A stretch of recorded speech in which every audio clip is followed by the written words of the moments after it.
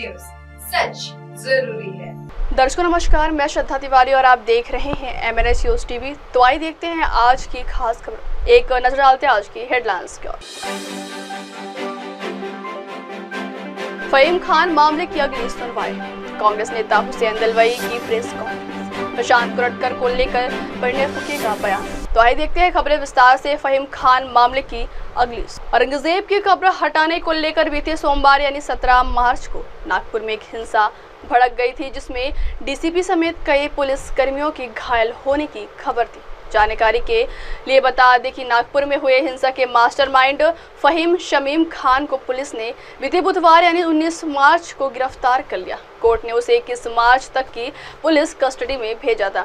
वहीं अब फहीम खान मामले की अगली सुनवाई 1 तारीख को होगी।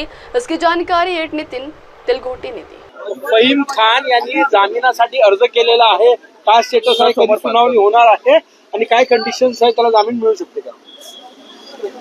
जामीन मिळू शकतं का याच्याबद्दल भाष्य करणं सध्या योग्य होणार नाही, पण फहीम खानने आज न्यायालयात त्याला रेग्युलर बेल मिळण्यासाठी अर्ज दाखल केला आहे। कोर्टाने त्यामध्ये इश्यू नोटीस केलेले आहेत आणि त्याची पुढील सुनावणी म्हणजे आमच्या रिप्लायसाठी, शासनाच्या रिप्लायसाठी ती 1 तारखेला ठेवण्यात आली। कोणाकोणाला नोटिसेस इश्यू केलेले आहे कोर्टाकडून? कोर्टाकडून फक्त शासनाला म्हणजे state government through police station जे असते त्यांनाच इश्यू केले आहे। एक तर आम्हाला पोलीस स्टेशनला कॉपी मिळाल्यानंतर त्याचा आम्ही रितसर त्याचा उत्तर देऊ आणि त्याच्यानंतर ते सुनावणीसाठी लागेल। तर जामीनसाठी काय ग्राउंड ठेवलेला आहे, त्यांच्या वकिलामार्फत काय म्हणण्यात आलेलं आहे? अजून आम्हाला रितसर कॉपी न्यायालयाकडून प्राप्त झालेली नाही।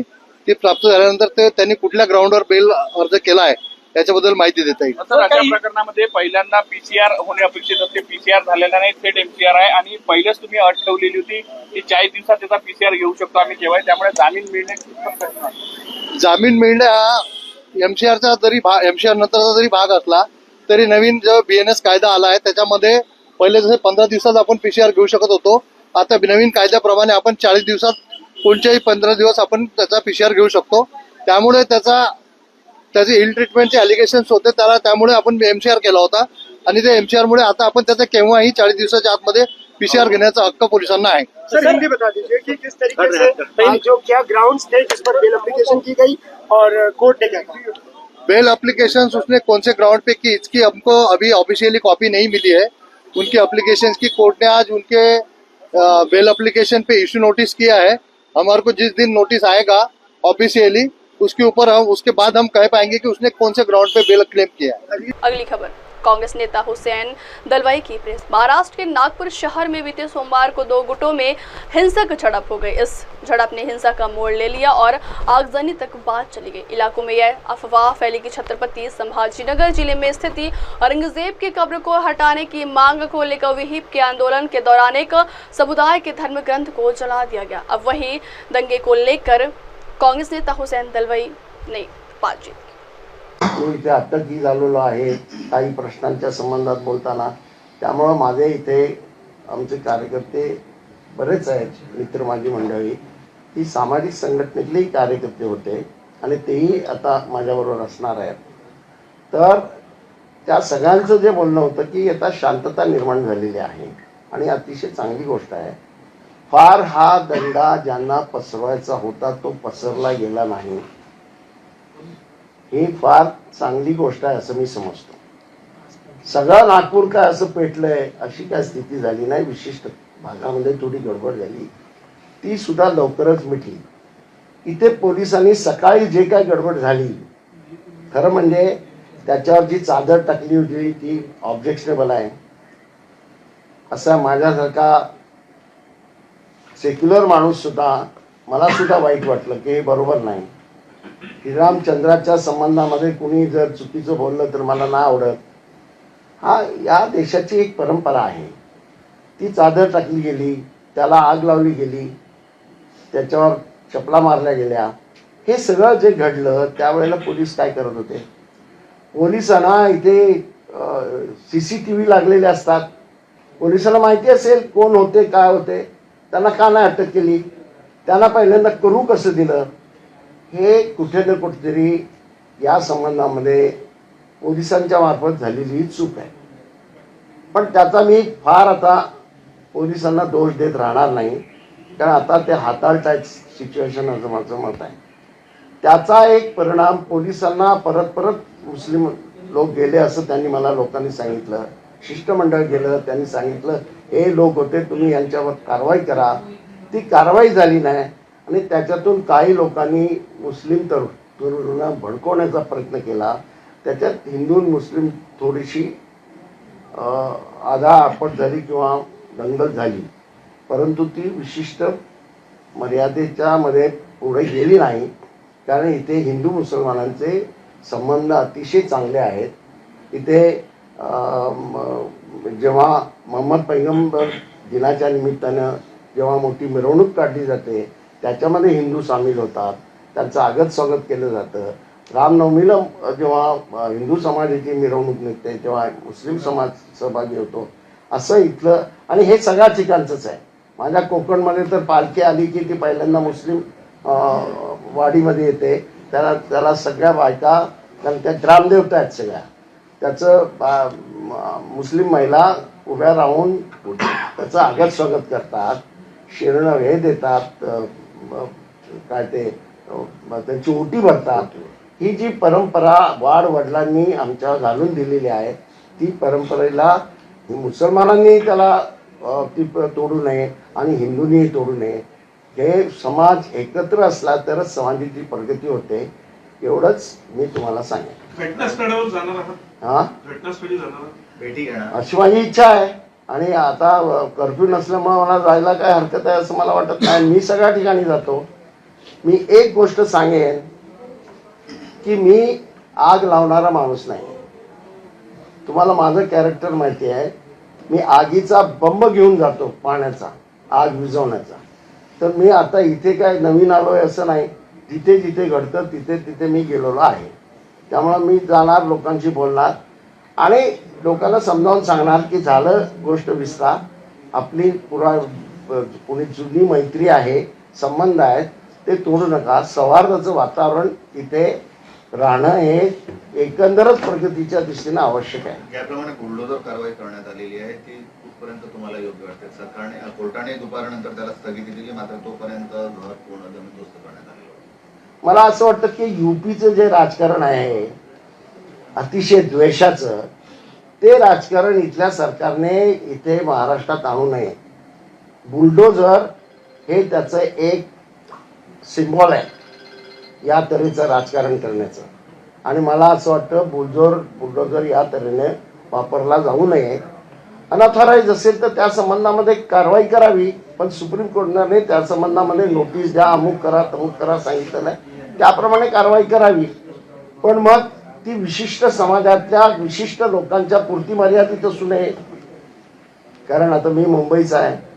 मुंबईमध्ये तुमच्या माहितीसाठी सांगतो, किमान 20% तिथे झोपड्या आणि बिल्डिंगी हे अनऑथराईज आहेत. तुम्ही बुलडोजर लावणार का तिथे? नाही लावता येणार. असं आहे, लोकांचं राहण्यासाठी लोक करतात, वाढवतात. आणि सरकारच जर कायदा हातात घेत असेल तर सर्वसामान्य माणूस घेतो, गॅलरी वाढवतो.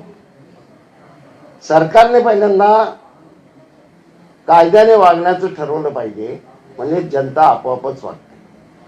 सर, वाल्मिक कराड असो किंवा खोके असो बीडमध्ये त्यांना VIP ट्रीटमेंट मिळते, काय सांगाल? नेत्यांचा सहभाग असल्यामुळे किंवा नेत्यांचा आशीर्वाद असल्यामुळे त्यांना पोलिसांकडून VIP ट्रीटमेंट मिळते, काय वाटतं तुम्हाला? VIP ट्रीटमेंट मिळते मला माहिती नाही, पण तुम्ही सांगताय म्हणजे ते फार गंभीर आहे. म्हणजे आत्ताचं सरकार हे दोषी लोकांना, क्रिमिनल लोकांना, गुन्हेगारी लोकांना या तऱ्हेने जाजमा त्यांच्यासाठी अंतरत असेल तर हे भयानक आहे. हे तुम्ही सांगितलेली माहिती फारच गंभीर आहे. परभणीचा विषय घ्या ना. परभणीमध्ये त्या याला सूर्यवंशीला मारला गेला, पोलीस मारतात, पोलीस चौकीमध्ये त्याला मारलं. म्हणजे इथे लॉ अँड ऑर्डर हा प्रकार आहे की नाही? भयंकरच आहे. मला ती घटना ऐकून भयंकर वाटलं.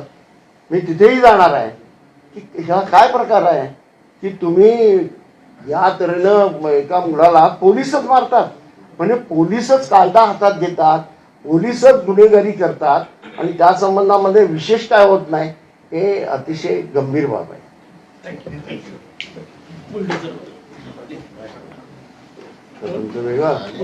अगली खबर, प्रशांत कुरटकर को लेकर पढ़ने फूके का बयान. इतिहास के विद्वान इंद्रजीत सावंत को धमकाने और छत्रपति शिवाजी महाराज और छत्रपति शिवाजी महाराज संभाजी महाराज के बारे में अपमानजनक बयान देने के आरोप में प्रशांत कुरटकर को आखिरकार गिरफ्तार कर लिया गया है. वह कई दिनों से फरार था. कोल्हापुर पुलिस ने सोमवार को उसे तेलंगाना से गिरफ्तार कर लिया. वही प्रशांत कुरटकर को लेकर पढ़ने फूके का बयान सामने आया है. बघा, कुरटकर सारखे ज्या लोकांनी छत्रपती शिवाजी महाराजांवर किंवा संभाजी महाराजांवर किंवा त्यांच्यावर काही जर या प्रकारचं वक्तव्य केलंय तर निश्चितच नुसतं कोल्हापूरची नाही, संपूर्ण महाराष्ट्राची ही भावना आहे की या सगळ्या कुरटकर किंवा सोलापूरकर यांच्यावर कडक कारवाई झाली पाहिजे.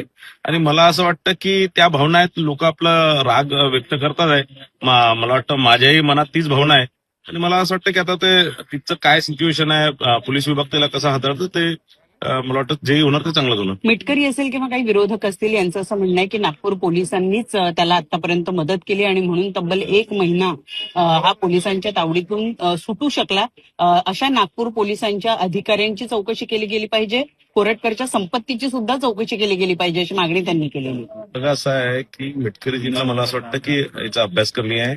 ज्या दिवशी त्यांच्यावर गुन्हा दाखल झाला, ज्या दिवशी त्यांची कंप्लेंट दिली त्या दिवशी त्यांच्यावर गुन्हा दाखल झाला कोरटकरवर आणि त्यानंतर ते कोर्टात गेले आणि कोर्टाने त्यांना प्रोटेक्शन दिलं होतं.